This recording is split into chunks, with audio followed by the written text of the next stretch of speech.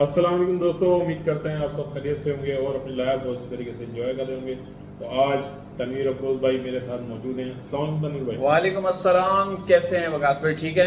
जी मैं खैरियत से हूँ। सीमा के बारे में बात करेंगे। आपने तो बिल्कुल सीमा के हवाले से बात करना तकरीबन तकरीबन ख़त्म कर दी, हालांकि आप तो हैदर भाई के बहुत करीबी दोस्त हैं। दोस्तों, सीमा के बारे में जैसा कि आप लोग जानते हैं, सीमा हिंदुस्तान के कानून, हिंदुस्तान के जो संविधान है उसका उल्लंघन कर रही है। हिंदुस्तान का जो फॉरेनर्स एक्ट 1946 है उसका भरपूर तरीके से उल्लंघन कर रही है।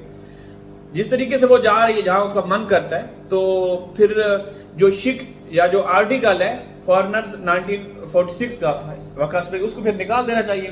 तनवीर भाई देखें, हम तो इस बारे में बात करते करते हमारे को 2 साल हो गए हैं। और जैसे कि अभी आपने स्टार्ट में तनवीर भाई एक बात कही कि आपने तो बिल्कुल ही छोड़ दिया है, सीमा हैदर मामला है ऐसा कुछ।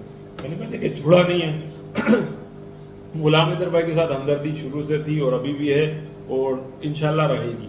ठीक है, क्योंकि जो मामला गुलाम हैदर भाई के साथ हुए हैं वो तो बिल्कुल ही नाकाबिले बर्दाश्त हैं। ठीक है, और एक वजह ये भी है तनवीर भाई कि हम ये देख रहे हैं कि इतना सब कुछ वो उल्लंघन कर रही है, कानून की पासदारी तो बिल्कुल वो मान ही नहीं रखती। ठीक है, तो फिर भी वो भारत के अंदर, एक देश के अंदर जिसको तरक्की आता मुल्क कहा जाता है, वहां पर वो किस तरीके से सजा दे। तो तनवीर भाई ये सारी चीजें देख के कभी कभी दिल जो है ना बर्दाश्त हो जाता है, दिल एकदम टूट जाता है जी। तो फिर दिल ही नहीं करता कि इस केस से बात की। अच्छा वकास भाई, जो वहाँ हिंदुस्तान से हमारे साथ कुछ बहन भाई जुड़े हुए हैं, जब उनसे हम लोग पूछते हैं कि ऐसा क्यों है, मतलब कोई भी किसी भी देश में अगर गैर कानूनी रूप से दाखिल होता है, वहाँ उसको तुरंत गिरफ्तार कर लिया जाता है, उसकी जांच होती है।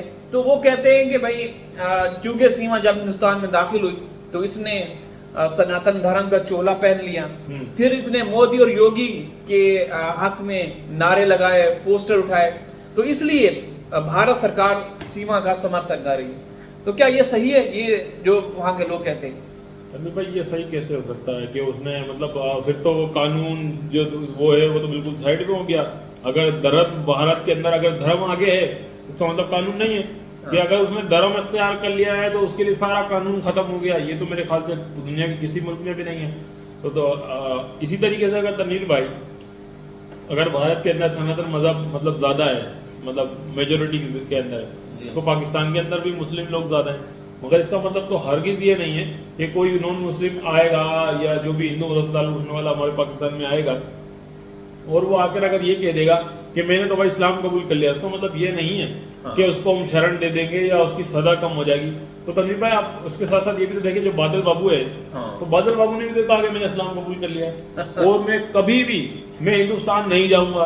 तो हमारे देश, हमारे कानून, हमारे तो किसी जर्नलिस्ट ने ये नहीं कहा कि जी बादल तो हिंदुस्तान नहीं जाना चाहता है, उसने इस्लाम मजहब अख्तियार कर लिया है तो लिहाजा इसको यहाँ पर शरण दे दी जाए, इसको रख लिया जाए। ऐसा बिल्कुल नहीं है। उसको तनवीर भाई उसको सजा भी सुना दी गई है और जो उसका जुर्माना है वो अदा करने के बाद वो अपने मुल्क चला जाएगा 5-4 महीने बाद। जी वकास भाई, बात ये है ना कि जिस तरीके से कुछ अंग भाग या चाटुकार हैं सीमा के हवाले से जो बात करते हैं कि वो अब यहाँ तक कि उसको देवी का दर्जा भी देते हैं और ये कहते हैं कि वो अब सनातनी हो चुकी है, इसलिए अब वो बिल्कुल भी पाकिस्तान नहीं जाएगी और ना ही जेल जाएगी। तो कोई भी इलीगल तरीके से अगर भारत में दाखिल होता है, जो कि कोई अपराधी है, कोई क्रिमिनल है, वारदाती है, तो फिर वहां जाके इस तरह जिस तरीके से सीमा के बारे में लोग कह रहे हैं, अगर वो करना शुरू कर दे, मोदी योगी के नारे लगाना शुरू कर दे और वो ये बोले कि मैंने धर्म इख्तियार कर लिया वहां का जो भी है, ठीक है, तो फिर उसको भी इसी तरीके से सरकार फेवर देगी। वकास भाई बिल्कुल तनवीर भाई, ये तो आपने जो बात कही है कि ऐसा वैसा बिल्कुल होना तो नहीं चाहिए कि जैसा आपने कहा कि ऐसे तो फिर कोई भी जाए और बोले जी मैंने तो सनातन मजहब अख्तियार कर लिया और भारत सरकार उसको शरण दे। वैसे ऐसा होना नहीं चाहिए, मगर अल्टरनेटिवली जो हो रहा है सीमा इधर का केस के अंदर, मैं नहीं समझता कि तनवीर भाई अगर ऐसे कोई और जाए तो उसको भी ऐसे छोड़ दिया जाएगा, मैं नहीं मानता। बिल्कुल ये हकीकत है, आपने बिल्कुल सही कहा। सीमा से पहले और सीमा के बाद काफी लोग इसी तरीके से गए वहां पे, उनको बाकायदा गिरफ्तार किया गया। लेकिन एक औरत बेल पे है, उसको जमानत पे रिहा किया गया है। ये अलग बात है कि उसको एक प्लानिंग के तहत उसको गिरफ्तार किया गया, फिर उसको इतनी जल्दी रिहाई मिली और फिर रबूपुरा भिजवाया गया। वो एक पूरी सोची समझी साजिश के तहत सब कुछ हुआ। तो वो एक तरह से बेल पे है, लेकिन जो बेल पे रिहा होते हैं तो बहुत सारी कंडीशन होती है वकास भाई। वो घर से बाहर नहीं निकल सकते, ना वो कोई ब्लॉग बना सकते हैं, तो वो तो सब कुछ भाई करेंगे। स्टार्ट में तो सीमा ने खुद भी बताया था, मेरा बड़ा दिल करता है मैं बाहर जाऊं, मुझे बाहर जाने की इजाजत हाँ। नहीं है, कोई मसला नहीं है, मैं पूरी जिंदगी भी भारत के अंदर में अगर जेल उधर भी रहनी पड़ेगी ना, मैं पाकिस्तान नहीं जाऊंगी, पूरी जिंदगी भारत की जेल में रह लूंगी। तो तनवीर भाई आहिस्ता आहिस्ता वही सीमा कभी इधर के भी लोग मना रही है, कभी उधर जाके भी लोग मना रही है। तो तनवीर भाई इससे साबित तो यही होता है कि भारत सरकार खुद सीमा का बहुत ज़्यादा समर्थन सपोर्ट कर रही है। और फिर हम बोलते हैं तो लोगों को जो है, हमारे कुछ लोग हैं उनको बुरा लग जाता है, जी हमारे सरकार के खिलाफ बोल रहे हैं। हम सरकार के खिलाफ नहीं बोल रहे, जो रियलिटी है इस केस के अंदर वो हम बताने की कोशिश करते हैं कि जो हकीकत के अंदर सीमा को जहाँ होना चाहिए था, सीमा इस वक्त वहाँ मौजूद नहीं है, बल्कि उसके बरक्स सीमा आज़ाद और बिल्कुल आज़ाद घूम रही है। अच्छा तनवीर भाई, इसके साथ साथ थोड़ा सा मैं टॉपिक को चेंज कर रहा हूँ। सीमा कहती है कि पाकिस्तान के अंदर जो महिलाएं हैं उनको जो है मशीन बनाया, बच्चे की मशीन समझा जाता है। तो तनवीर भाई वो 4 बच्चे लेके गई, 5वां उसने वहाँ टोपी ड्रामा किया, अब 6ठा बोली फिर करेंगे। हाँ अभी देखें ना वकास भाई, नवंबर स्टार्ट होने वाला है 2025 का, आज 30 तारीख है, 30 अक्टूबर है, तो कल आखिरी दिन होगा, तो 3 साल होने वाले हैं। ठीक है, पहले तो इसने जब यहाँ से वो दाखिल हुई और उसके बाद मीडिया पे आई तो हर महीने बस अगले महीने मैं कुछ खबरी दूंगी, ये करूंगी वो करूंगी, वो तो नहीं हो सका। कोशिश की 18 मार्च को एक बच्ची पैदा हुई, अब वो कह रही है कि फिर मैं गर्भवती हो चुकी हूँ। मार्च अप्रैल मई जून जुलाई अगस्त, अच्छा बकाल भाई इस मार्च में 1 साल होगा, 1 साल के अंदर 1 साल से पहले ही गर्भवती हो गई, दोबारा गर्भवती हो गई। वाह भाई वाह। तो भाई ये क्या कहानी है, समझ से बाहर है। तो तनवीर भाई अब इसको याद नहीं आ रहा कि बच्चे पैदा करने की मशीन है, और एक तो हमारा लाजमी होगा, अगर चल हम मान लेते आज कि वो तेरा एक हो गया, तो अब दूसरा के क्या जरूरत है?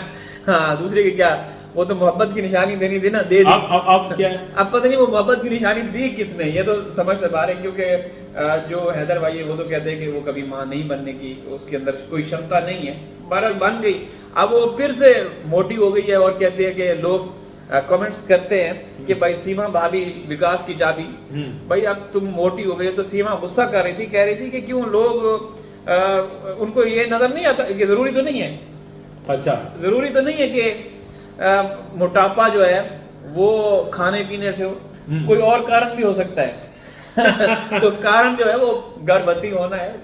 तो ये एक मजाक है, आपके संविधान, आपके कानून नियम के खिलाफ सीमा एक वो कर रही है, बदनाम कर रही है। यकीन करें हम तो बस सिर्फ यही दिखाते बताते रहते हैं, बाकी आप लोग जाने आपका काम। जो हमारे 4 पाकिस्तानी बच्चे हैं जिनका फ्यूचर, मुस्तकबिल या जो भविष्य है वो खतरे से खाली नहीं है, हमेशा खतरात मंडलाते रहते हैं। हम चाहते हैं कि वो वापस आ जाएं, बस इसके बाद तो बिल्कुल भाई अब तो सब्र का पैमाना समझ लें, जो कहा जाता है कि लबरेज हो चुका है, यानी कि अगर मैं हिंदी में कहूँ तो मतलब अब बिल्कुल ही जो सब्र खत्म हो चुका है। हाँ बिल्कुल, क्योंकि देखा तनवीर भाई करते करते करते 2 साल पूरे हो गए, ठीक है ना जी 2 साल पूरे हो गए, मतलब भारत सरकार ना कोई एक्शन ले रही है। वकास भाई 2-2.5 साल से ज्यादा का समय हो गया, अभी जुलाई में 3 साल, तो 2 साल और 6 महीने तकरीबन हो चुके हैं। बिल्कुल आप सही कह 6-7 महीने, यानी कि ये केस तीसरे साल में। तनवीर भाई अगर अब जो मई आएगा ना, अगेन मई के अंदर ये 3 साल हो जाएंगे, 3 साल हो जाएंगे जी, यानी कि 2.5 साल तो 2.5 साल पक्के हो गए, 2.5 साल हो चुके, 2.5 साल हो चुके हैं, ये कोई मजाक नहीं।